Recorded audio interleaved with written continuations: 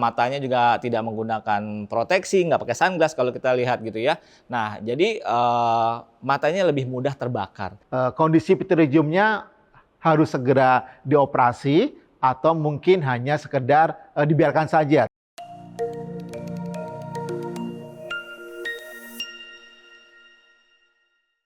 Hai, apa kabar? Senang lagi bisa ketemu kalian semua. Masih bersama saya Diki dan partner saya Pak Abe. Halo Pak Abe, apa kabar? Halo, luar biasa Pak Diki. Kami adalah optometris dari Optik Melawai. Nah Pak Abe, kita mau bahas apa nih hari ini? Nah, topik kali ini adalah topik yang mungkin teman-teman ada yang mengalami atau mungkin kerabat mengalami adalah namanya pterygium. Pterygium. Wah, atau, namanya cukup kurang familiar. Iya, gitu ya. ya.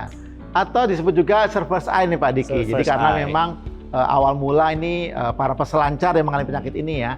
Nah, kira-kira Pak Diki bisa jelaskan nggak ya awal mula atau kenapa bisa muncul pterygium nih Pak Diki? Oke, jadi mungkin teman-teman semua yang nonton video ini ada yang mengalaminya tapi tidak tahu itu apa. Ya. Atau ada yang mengalaminya tapi itu normal-normal aja mungkin gitu ya. Jadi pterygium ini adalah suatu penebalan daging atau penebalan selaput pada mata kita. Kalau kita lihat Pak Abe, misalnya teman-teman nanti bercermin ya, kan mata kita tuh ada secara garis besar ada dua lah ya, ada bagian hitam, ada juga yang putih matanya. Nah di atas bagian putih mata atau yang disebut dengan sklera itu ada lapisan tuh, lapisan bening yang tipis namanya konjungtiva.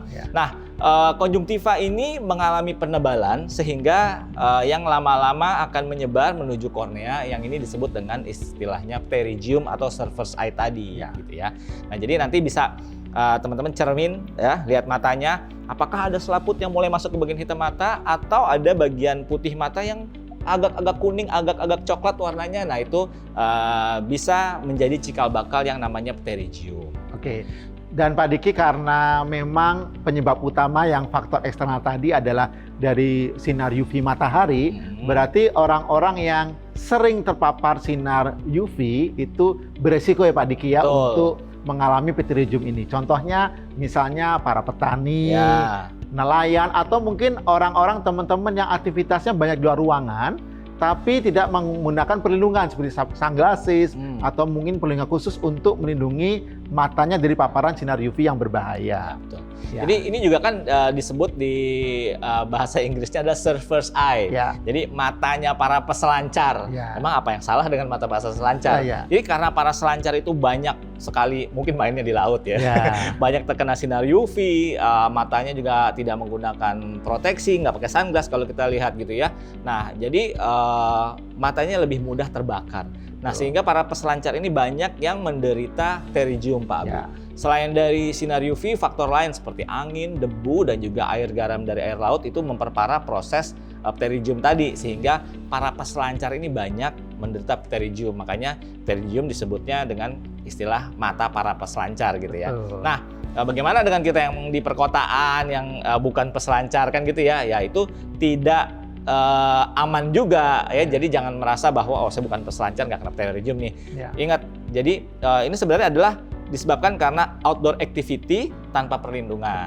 Jadi karena ini penyebabnya adalah faktor eksternal, angin, UV yang paling tinggi, sehingga walaupun kita bukan petani, bukan nelayan, bukan peselancar, hanya ya di kota-kota besar, ya kalau keluar ruangan kita harus melindungi mata dari sinar UV. Karena di negara kita kan negara tropis, UV-nya sangat tinggi sekali, lama-kelamaan bisa timbul penyakit pterygium ini Pak Abi. Ya, dan teman-teman semua, kalau tadi Pak Diki sampaikan tentang posisi atau lokasi dari pterygium tadi itu, secara khas pterygium akan ada di bagian nasal kita, di bagian hidung.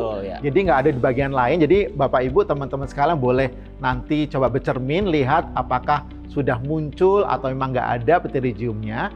Dan memang kalau sudah ada, memang harusnya ke dokter Pak Diki ya, ke dokter mata, nanti akan dicek apakah kondisi pterygiumnya harus segera dioperasi atau mungkin hanya sekedar dibiarkan saja, tapi dengan perlindungan, dengan tetes mata khusus sehingga tidak mengganggu.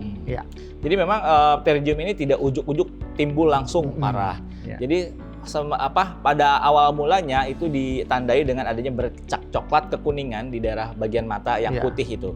Jadi lokasi yang paling sering ada di bagian nasal Pak Abi, jadi daerah seperti hidung. Ada juga yang mengalaminya di daerah temporal, di daerah pinggiran ya, yang dekat dengan arah telinga. Tapi memang yang paling banyak ada di daerah daerah nasal.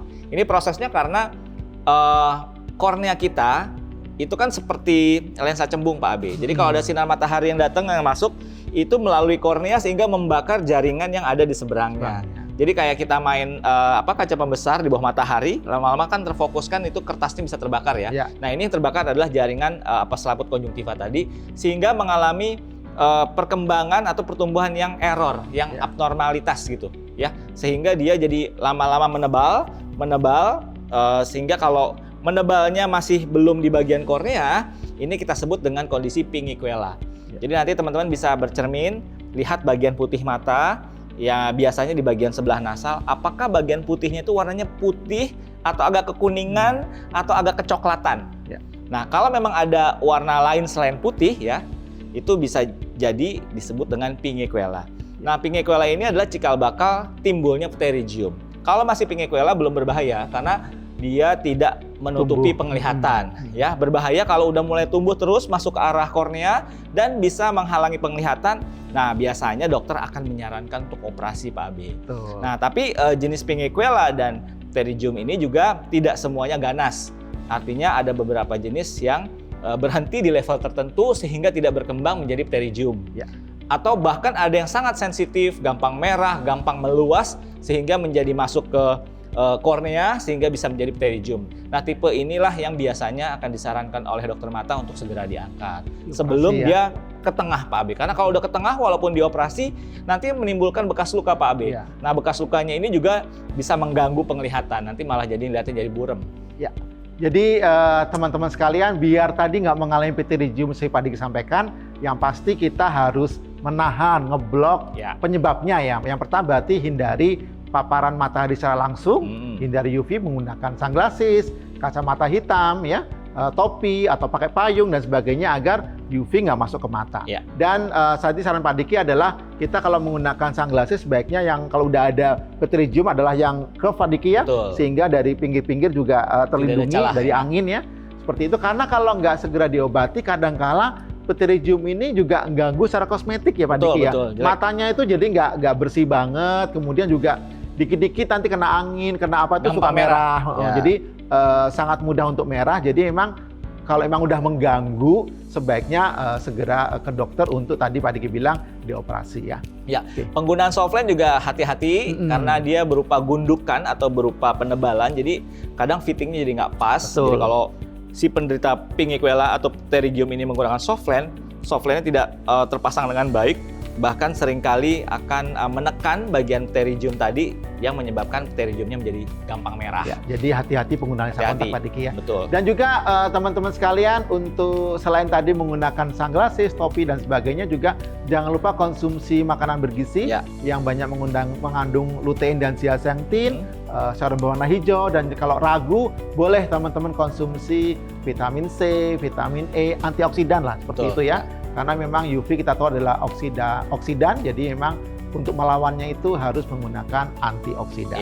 Jadi kalau memang dalam menu diet sehari kita itu tidak lengkap, tidak komplit, teman-teman boleh beli suplemen tambahan ya untuk melengkapi kebutuhan nutrisi dan vitamin untuk mata kita. Ya, jadi prosesnya sinar UV itu benar seperti Pak Abe bilang tadi, oksidasi, mengoksidasi jaringan mata dalam hal ini sehingga menjadi pertumbuhan media error. Jadi harus ditangkal lah ya dengan antioksidan ya. Oke, mungkin itu dulu sharing-sharing ilmu kita untuk kali ini. Tapi kalau kalian masih punya pertanyaan seputar kesehatan mata, kacamata dan lensa kontak, silakan kunjungi gerai Optik Melawai terdekat atau kunjungi kami di optikmelawai.com. Dan jangan lupa untuk selalu subscribe, share, dan komen. Kira-kira tips apa lagi yang kalian mau ketahui seputar kacamata, lensa kontak, dan kesehatan mata lainnya. Jangan lupa cek akurat, mata sehat. Dah.